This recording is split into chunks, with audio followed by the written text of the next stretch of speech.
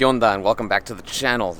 I have a friend, and his name is Peter. What's up, Peter? What's up, guys? Dude, I haven't seen this fool since I think it was like last year when we went out street photography. Yeah, it was. But I went to high school with him, and now we're gonna do some street photography with the Fuji squad. Manny and Neto are gonna be here. Neto's friend's gonna join us today.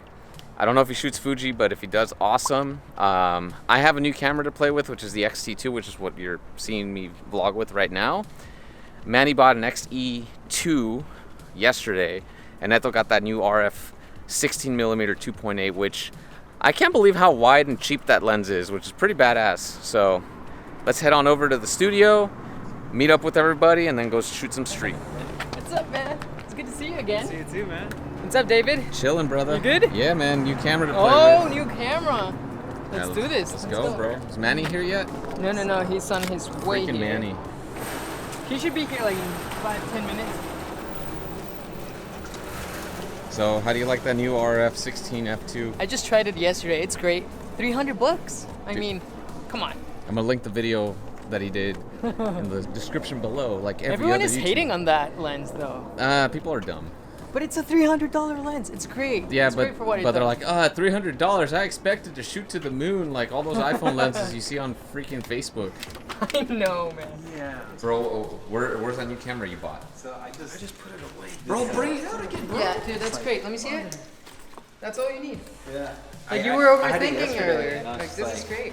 This is the latest, Have a, the greatest, Fuji's newest camera, the XE2. Nice. Look at that baby. It's all blacked out with marker. with my pancake lenses that I gave you. Yeah. Dude, that's a sweet little setup. Yeah, it's nice. Nice little old setup. I like it. No, you're right. couldn't use that, so. Dude, And that's a- I haven't seen the three of you together in a video since last year. Look at this fool dancing. I'm so excited. Toss some money at him. I'm just dancing because I'm so excited that we're doing this. Hell yeah, man. Because it's always like either you or me, or you and Manny, or like me and Manny, but Yeah. never like all the four of us. And then we're waiting for another photographer. That's gonna be fun. I think he's shooting film today. Sweet. It's gonna be fun. Ethel brought a friend. How you guys doing? Good. What's your name, man? I'm Sebastian. I just moved to LA. Hell yeah. What are you shooting with today? I'm gonna shoot with the Mamiya RZ67 Nice. and the regular, you know, the R with the 50. The OG EOS R, man. Still such a great camera. It's pretty good. It doesn't disappoint you. Hell yeah. So All right, I got y'all. this film going. Y'all ready to go? No, I cannot put my GoPro on my camera. I don't know what's happening. Oh yeah, so I'm gonna be using your 56, so let me see that baby. Also, I made sure there's no crackhead Steve around because I was supposed to use that 16 mil when we went to Santa Monica, Yeah. and crackhead Something's Steve. gonna stop us today. Well, I have my mates. Oh, I left it in the car. Oh yeah. It's gonna be my next Fuji lens watch. It looks so freaking good. Thanks for letting me borrow this, man. You're not gonna get it back. Ooh, I can't wait. I used to shoot 85 mil for street when I had the EF 85 on my Canons. He's bringing mace to a knife fight. Hell yeah, man. So you can snipe them. You gotta snipe them, man. That's dope. But I used to shoot 85 for street, and it's so freaking good because it's like just the right distance for compression, for, you know, to be super discreet. So I'm gonna have a lot of fun today. Anywho, let's go shoot some street. Alrighty, it's POV street photography time with the boys. I was gonna say Fuji squad, but we gotta get Seb his we gotta get him on the Fuji. Although he shoots film, so I guess that kind of counts. But today he was shooting with the original EOS R with the 50mm, and that's just a great little compact setup for street. I guess I have a quick question for everybody. Does having too much gear stress you out?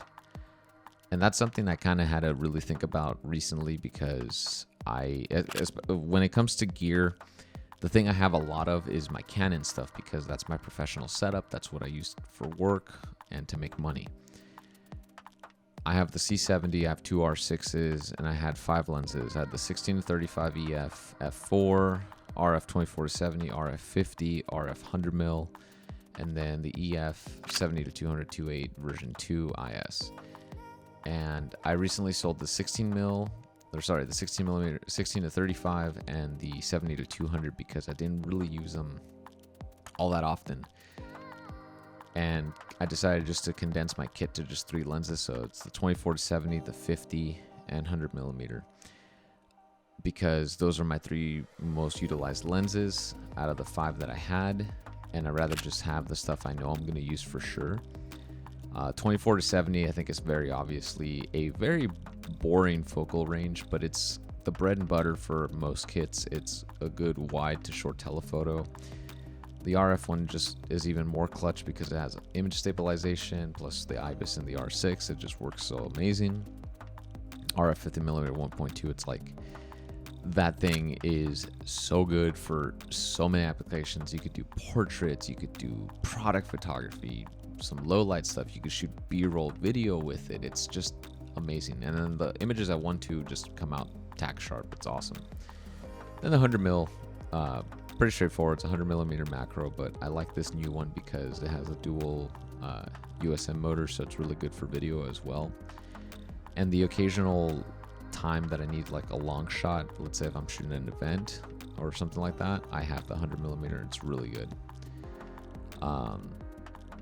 And the money I ended up getting from the 16 to 35 and the 70 to 200, I bought that XT2 and the 10 to 24 because I wanted a little setup for vlogging, because I am going out more often with my friends, and I don't want to take my Canon gear because, you know, if it's stolen, it basically cripples my business and I won't be able to make any money.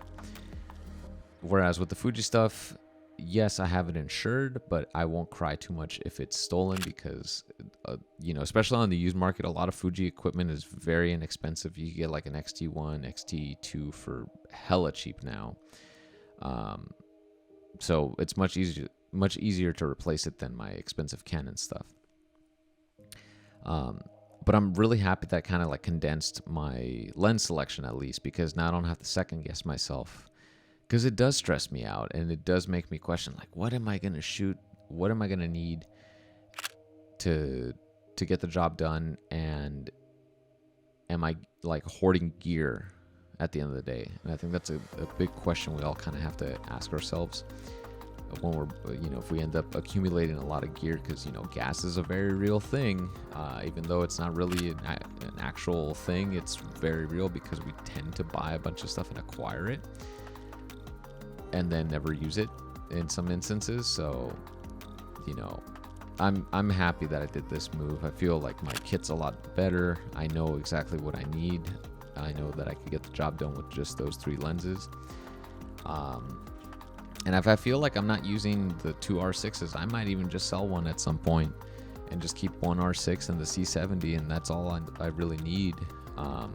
Because now, most of the time, I mean, I am shooting a lot more video, so I don't necessarily need 2 cameras for photography, but, you know, I do shoot events from time to time, so I do want to have that backup. But anyways, tangent aside, thank you guys for listening to my random banter with these POV commentaries that have nothing to do with street photography really anymore. It kind of started that when I first started doing the videos, where I would talk about like what was going through my mind, but I kind of just like talking and rambling out with you guys and just kind of speaking my mind of what, you know, whatever is in my head. Like, does gear stress you out? I think that's a very good conversation. We could all talk in the comments below. You see what I did there? Comment down below.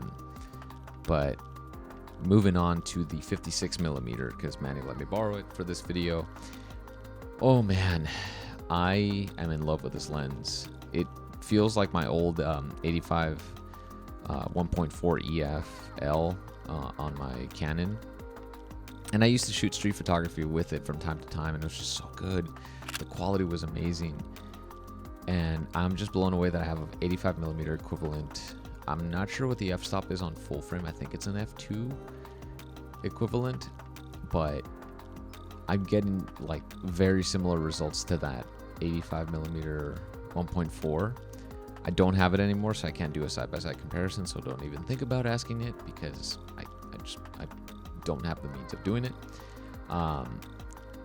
But yeah, like I was just really blown away with the focal range, and I do like shooting 85 because it's tight enough for the compression, like in this photo right here, but it's still wide enough where you could get context. And I shot this one with my iPhone because we went into the Apple store, and that was a very nice Apple store in downtown LA. But like I said, it's wide enough for context, and you know, you get the better subject isolation because of that compression and everything.